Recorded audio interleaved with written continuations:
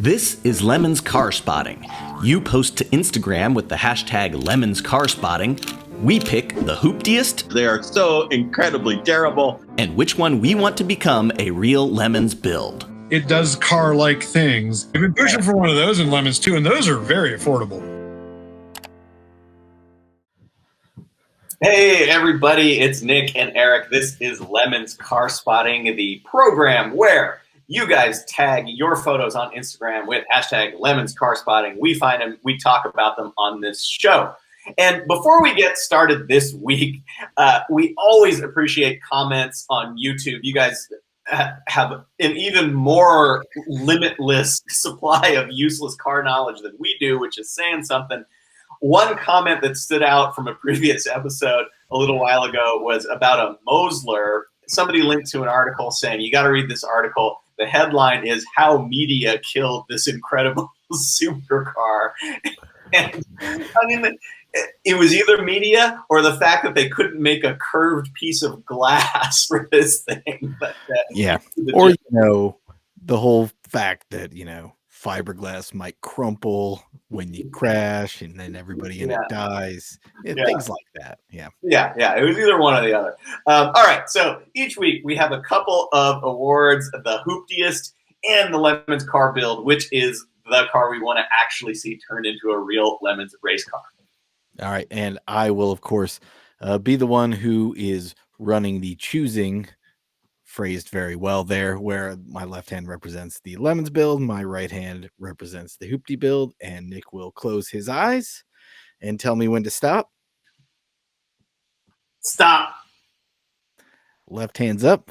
Nick's still on a roll. I'm on a roll with the Lemons build. Well, I hope some of these actually turn into Lemons cars.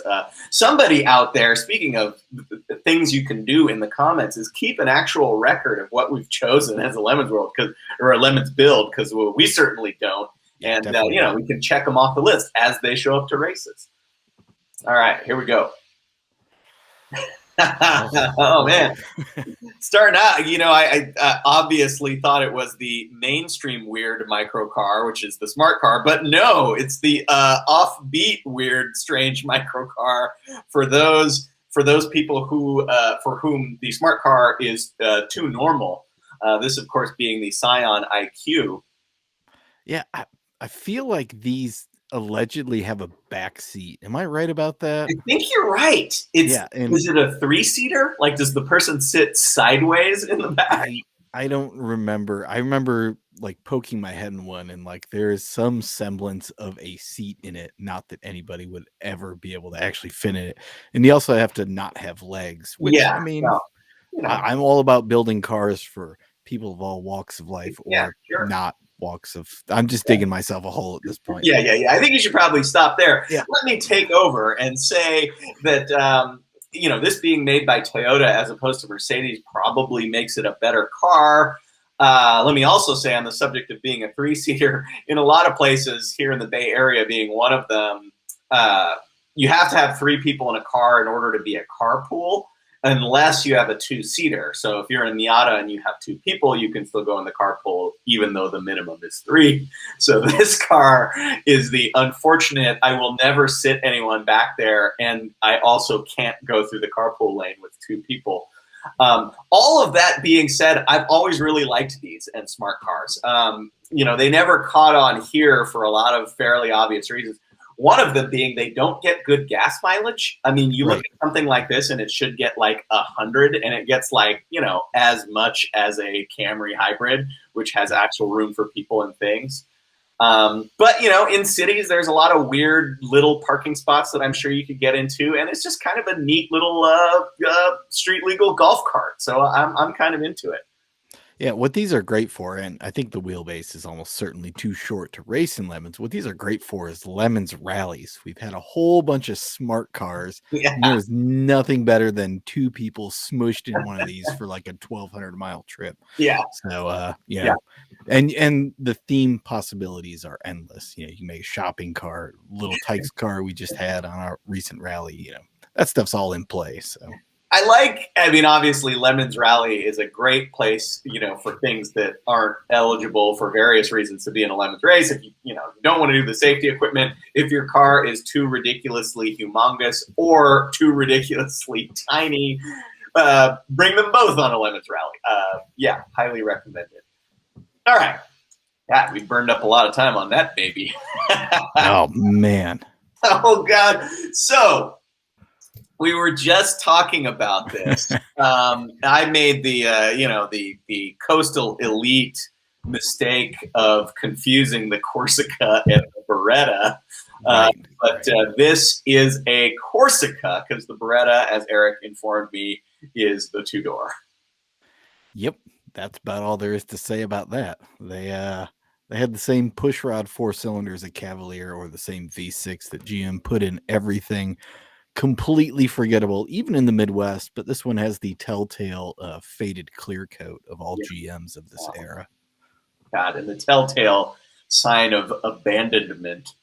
Yeah, these circle of leaves parked around it. Well, we've seen a couple of these in Lemons, but really not enough. So if you want to, not be the first one to bring one of these, but be in an exclusive group, I recommend it. Yeah, okay. That's an IOE potential there. Yeah. Oh, speaking of IOE potential, dang. What the? Oh, God.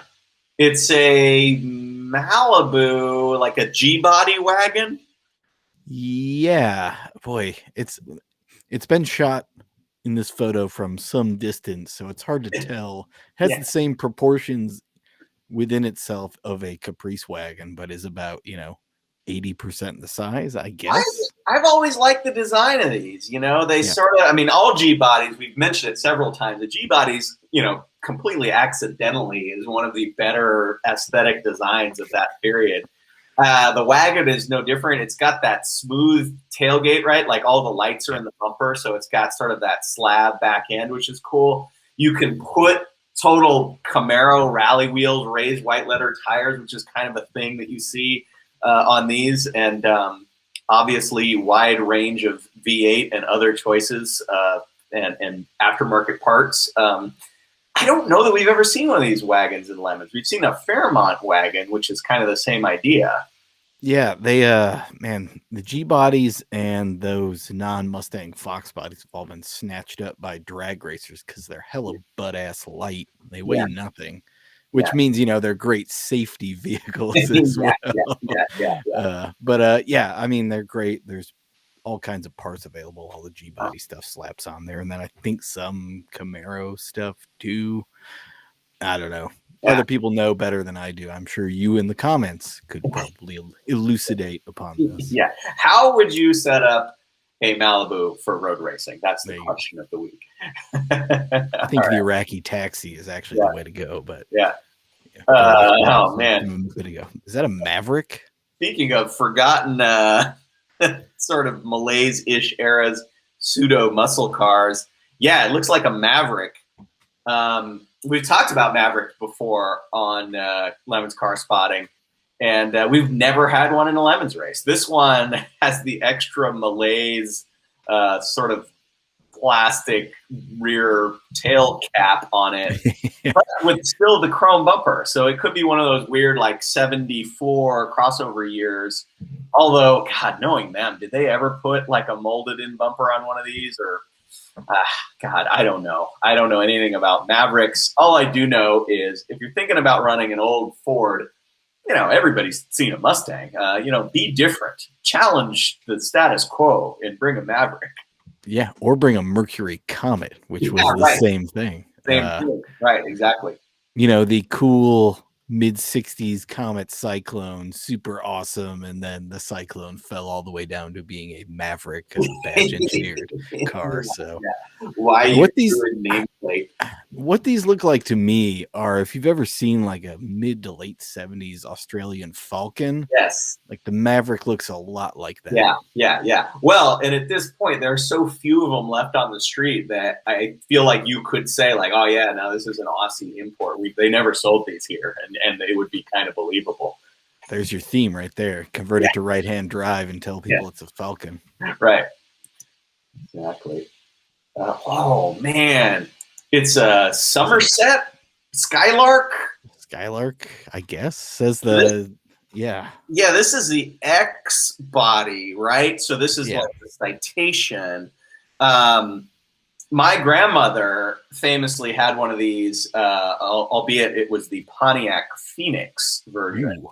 with the Iron Duke, and you know, my family in the '60s, you know, when my dad and his brothers were kids, they had big Pontiacs. They were Pontiac people. I always wonder if it's because my name is actually in the word Pontiac. Ah. That was the reason why they were drawn to them. Anyway, they had big old whatever they were, LeSabres and stuff in the '60s and '70s. And, you know, once all the kids were out, they still had some loyalty to Pontiac. And then they figured, but we need a smaller car. So my grandma went out and got a Pontiac Phoenix. On paper, totally nothing wrong with that decision. But then they were punished accordingly by the fact that the car was awful. Yeah, I can't imagine buying an up-badged citation. Like, there's just, obviously hindsight is 2020 and Yeah, options were somewhat limited at the time. yeah, And when I say somewhat, I mean completely limited if you yeah, wanted to buy an yeah. American car. But man, yeah, paying like another 20 to 30% more to own a Skylark or a Phoenix is just brutal. Well, I have to. I mean, we've asked this semi-rhetorical questions many times on this show, but you know, what is really the difference between these sort of nameplate shared things? And the answer is not that much. The whole reason they did it was to satisfy their dealer franchises. I got to assume that maybe they tried to bill it as like, all right, Citation is your starting point. That's a sensible car for everybody. The Pontiac, I would have to assume, was the sporty alternative and Yeah. was maybe not that much more expensive, but you know, a little bit more jazzy, I guess. And then had a little zazz top to of it. the line luxury version. So Yeah.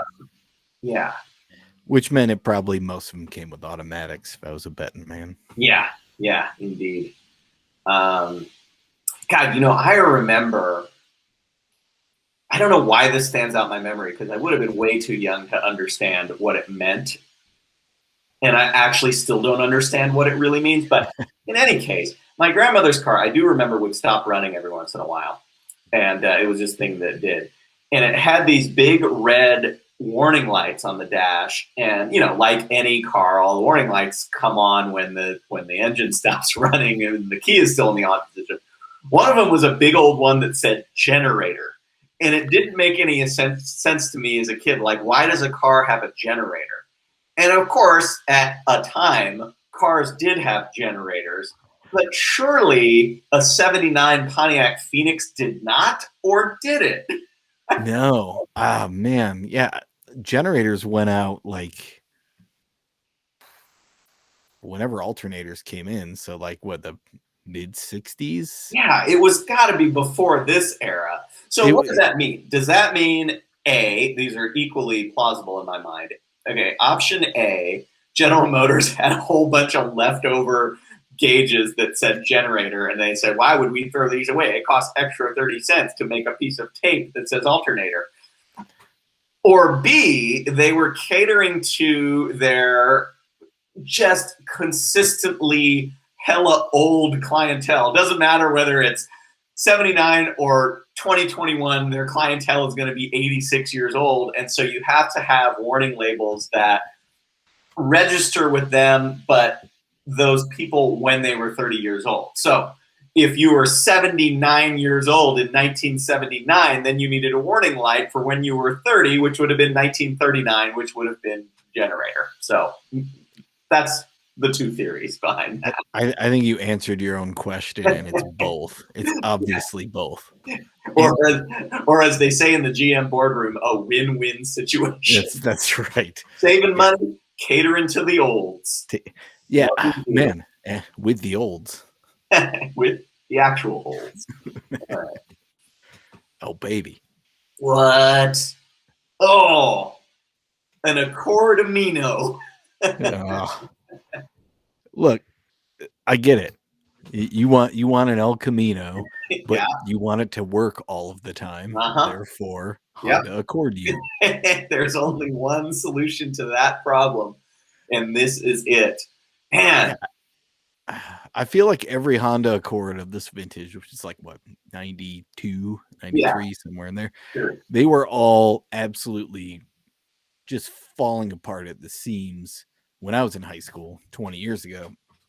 So the fact that this one's still running, like in spite of falling apart constantly, like this one's been glued together, I would feel pretty comfortable putting about 2,900 pounds in the bed of it and just Sure. driving it around, Yeah. because it's going to just, it may do it at 9 miles an hour, but it'll get there. That is an interesting thing, and then the location for this is tagged as Rogers Park, Chicago. Right. That is an interesting thing that in the Midwest, like the Toyota Tacoma is a famous example. Like Toyota Tacoma is a completely indestructible vehicle, but in parts of the Midwest, they're regarded as being a little questionable because of a frame rust issue. Right. And I think Japanese cars like this Accord of that era are the same thing where, God, I mean, I could look out my window and probably see two of these things because they just last forever here in California. Rust kills them in other places. I mean, surely, I guess the American equivalents were dead long before they rusted out in that part of the country. I don't know. Generally true. Yeah, I probably see more 90s Hondas with, head-sized rust holes in them than I do, 91 Tauruses or whatever, Right, right. Well, Not Cutlass Sierras though. Those are still freaking everywhere. Well, I think that's just the numbers game. When you Yeah. sell 7 billion in a square radius of like 4 states, then just some of them are gonna survive. Speaking of GM catering to the olds, Yeah, and saving money because they made them for 37 years with no changes. Yeah. And speaking of which, oh man, this is the kind of thing. If these two cars showed up at a Lemons race, we would turn it into the grudge match on Instagram, and it would be, Lumina versus Sebring or whatever that thing is. Yeah. And it would be a hashtag and everything, and nobody would get it on social media, and it would be pointless but entertaining to us. Yep. And that's pretty much the whole point, isn't it? Yeah. Yeah. That Lumina of this era we have we? That's a great Monte question. Carlo. There's the team with the Fast and Furious theme that does the Monte Carlo. So the Monte Carlo is to the Lumina as the Beretta is to the Corsica, because GM had to cover all of their bases by having separate coupe and sedan. Now, if you were to take the SAT test in, I don't know, Dearborn, would that be a question? Absolutely, it would. Yeah. Man, my driver's ed car was this exact Chevy Lumina. Sweet. This exact one. Same color, same year, kind of the same damage done to it. Yeah.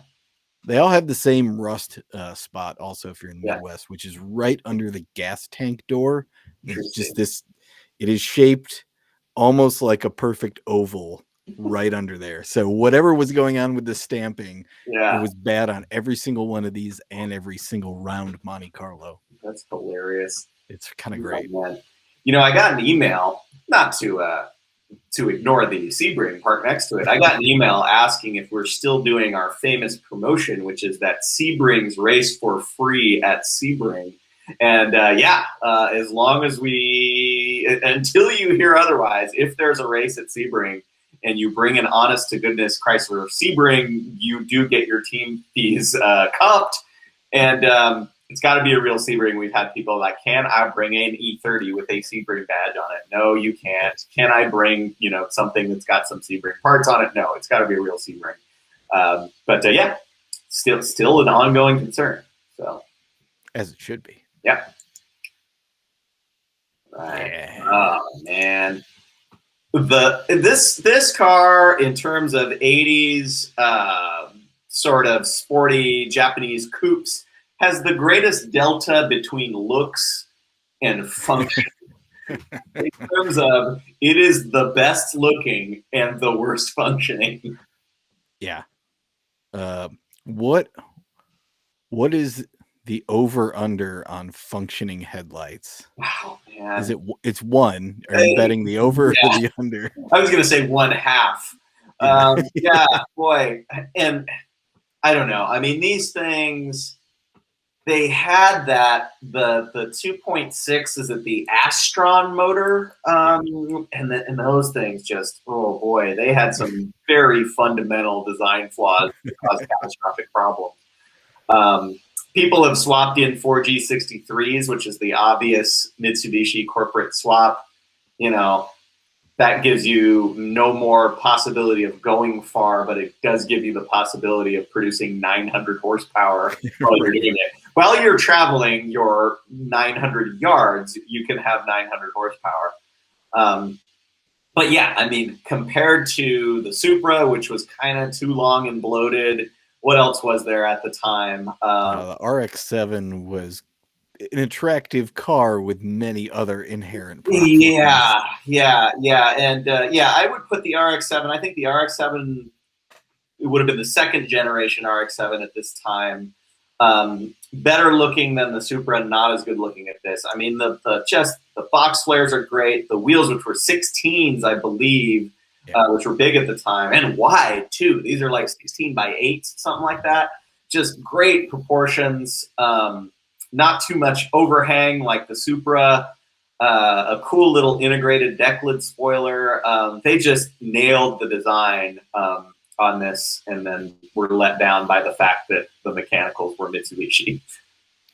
Yeah, that's kind of the GM approach, though, isn't it? Man, this thing looks great, doesn't it? Don't worry about, how much heartburn it's going to give you in 6 months. See, I thought you were going to say that General Motors was the other way around, that, the car is weirdly blobby and goofy looking, but the mechanicals are indestructible.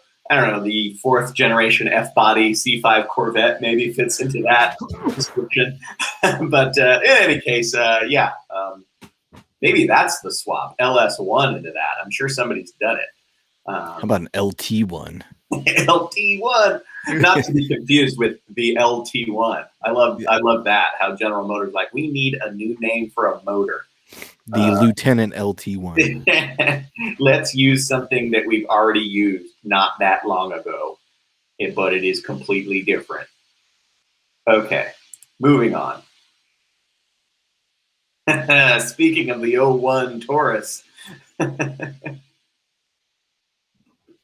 Well, I don't know what to say about the old Taurus. It's got a spoiler. Yeah. It looks like it's got white walls or even yellow striped tires. Yeah.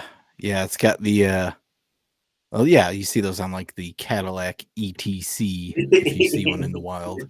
It's also got the clear lens tail lights. It's the JDM Taurus, of course. Yep, right. Very popular in the aftermarket in the early 2000s. That's also the chrome wheel arch extensions.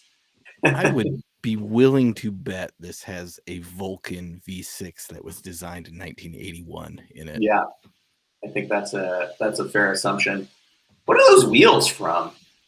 Those are kind of neat. They look vaguely familiar, but I can't quite place it. They look aftermarket. And maybe. I think we've just seen them on a million Lemons cars. Yeah. I was almost going to say Cadillac Catera, but that seems like a real stretch. Yeah. What are the odds that Opel in Europe uses the same bolt pattern as Ford? That's actually pretty high, isn't it? Yeah, not zero. Yeah. All right, last car for the week. Oh, man. Back to the G-Body, Why You Ruin Classic. Oh, man. That one, yeah. The way the tire is completely 90 degrees to everything else sort of suggests to me that he hit something, broke the tie rod or whatever, but then drove on it, locking the tire into that position. He was in one of those medium speed police pursuits where you drive like that for like 100 miles. I would think the members of the law enforcement community who watch Lemons would recognize this as a single car DUI accident that would Yeah, explain the broken telephone pole that they find the next day. that's right. Yeah, yeah. Would not disagree with that. I do like the maroon color. That's super like 1983 right Yeah, there. yeah. Very, very upscale for that era for sure. Is that a Monte Carlo or is that a Cutlass? Not that it I think it's a matters. Monte Carlo. I don't know what the difference is. They're both Yep, like that. So yep. That is the scheme. All right, let's do some awards. What do we got for the hooptiest?